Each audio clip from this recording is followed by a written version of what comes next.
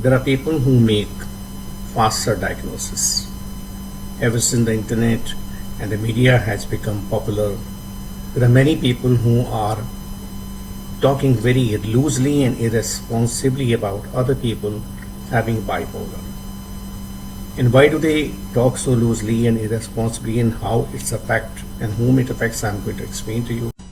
Bipolar mood disorder illness is not to be taken lightly or without due seriousness, and not to be treated by other professionals who are not in psychiatry, because a lot more is required to understand and help them. So first, I have emphasized the need for diagnosis, need for right time diagnosis, need for right diagnosis, and need for diagnosis by the right people. Then what exactly happened in bipolar?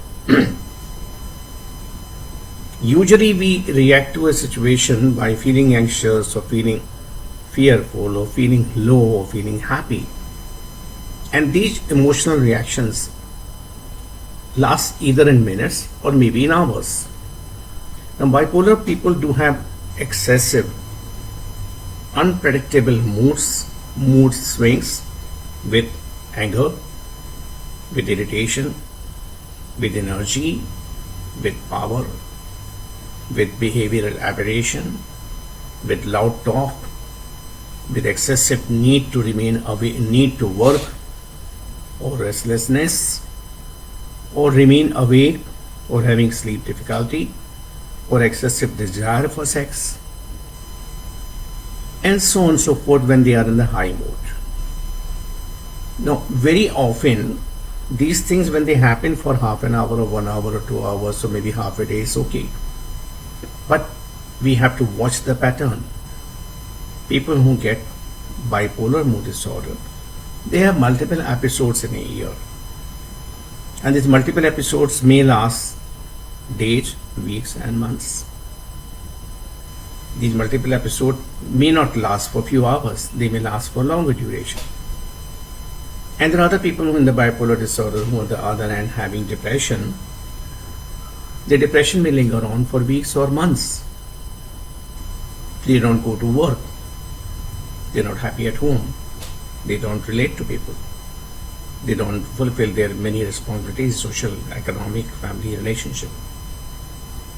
In fact, compared to any other psychiatric illness, bipolar mood disorder, if they are not diagnosed well, they are a big burden to the society, they are a big burden to the office, because a lot of harm, a lot of losses happen economically, professionally, because of wrong diagnosis or delayed diagnosis. That's why we have a need to talk about bipolar mood disorder.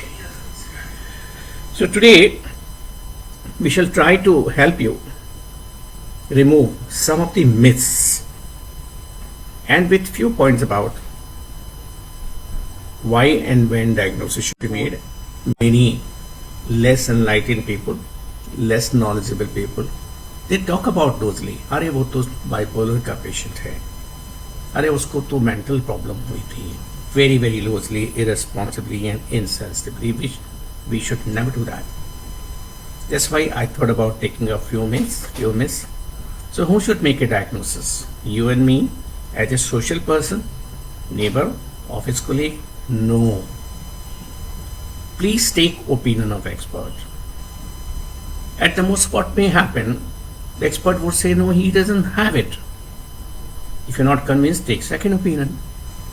But if you take opinion of expert right in the nick of the time, you may help that person by months and years of problem.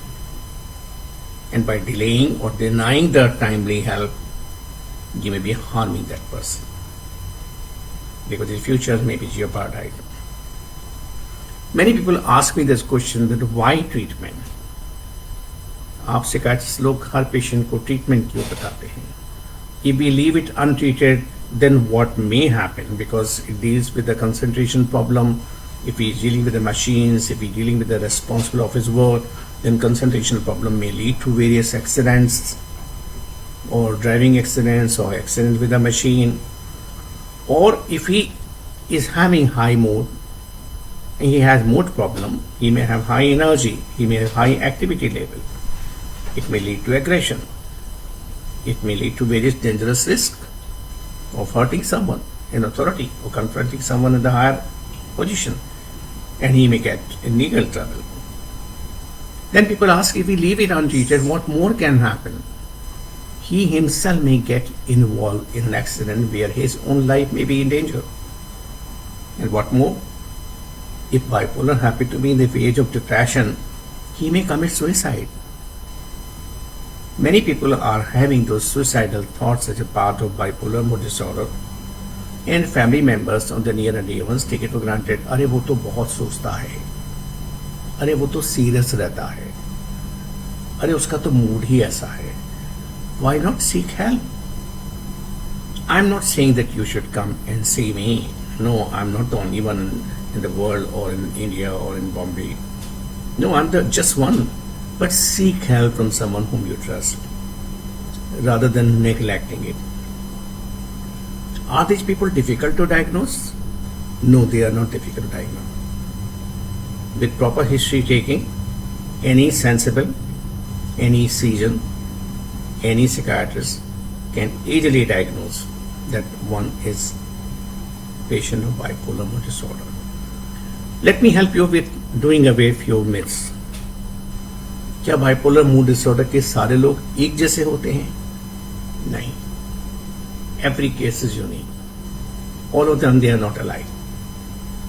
Each one has its own background, social, economic, educational, intellectual, financial. In various experiences, each case is different. Then some people believe that they can't continue in a job for long. No.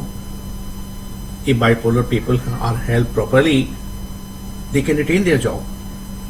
And you may not know it. Out of thousands of people whom you have interacted in various positions in public service, many of them have been a patient of bipolar and they are working satisfactorily. They are working well without anybody knowing about it. They are maintained well, whatever treatment modalities. Then some people think bipolar people are not able to get married. No, they can get married. They can have a satisfying, fulfilling relationship. They can also love their partner. Nothing major wrong with them that they can't marry. Then many people feel that bipolar people, they need medication whole life. Once given medicine, अगर हमने दवाई शुरू करी तो जिंदगी भर देनी पड़ेगी. Well, let this decision be taken by the doctor, not by you. First of all, it's not necessary in every case that medicine will be required for whole life. And secondly, in some cases where medicine would be required for longer period, and I can't say in which case how long, then with the passage of time, with the improvement due to other therapeutic intervention, the dose of medicine can be minimized. And many people also believe that medicine is the only treatment. No, this is a myth. Diet, proper lifestyle, sound sleep, and psychotherapy are the additional therapeutic armamentarium, therapeutic modalities which help a patient of bipolar, not merely drugs. Should we assume that bipolar patient once diagnosed would remain bipolar forever? No. Many of them, they live normal life. They marry, they have children, they are working in office. So, should we label them that they are a patient of bipolar forever? No. They are a human being, normal human being. They had some point of time, some problem, and they have been treated well. And they can remain well under the guidance of a good doctor. Then some more myths are there. That does every patient has risk of suicide? No, not necessarily. And the suicidal risk has to be assessed by an expert. Don't take it lightly. Don't take it lightheartedly. Don't take it irresponsibly. Whatever suicidal risk is there are checklists, there are tests, there are clinical assessment, there are ways and methods. A seasoned, experienced person can interact with a patient take his mental status examination, can judge how much suicidal risk is there or is not there. Now I shall be giving you a few tips, just simple 7 tips. In case if you know a patient of bipolar in your office or at your home or in your neighborhood, what you can do. Very practical, simple tip. Before you take him to a doctor or even under the medical care or even through the treatment or even after the treatment, few simple tips what you can do is that how you deal with the patient bipolar. Listen to him without judging him. Just listen to him without judging him. Let him have an opportunity that you are there for him. Don't try to fix his problem. Many people do not like, especially when they're in that mood. Just let him be. Listen to him. Second, let him have the privilege that you are available to him. So be available to him. Let him know whenever he needs, you are always there. Third, ask him what kind of help he needs from you. Ask him. Very often we assume, why not we should ask, how can I help you? What kind of help you need from me? Fourth, take them out for a walk, to the garden, to the beach, to the restaurant, to various other places. Take them out. They feel better in open space. They feel better with someone around them. They feel better when something is happening around them.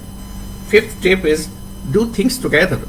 As many things as you can outside the home and as many things you can do within the home, but do things together.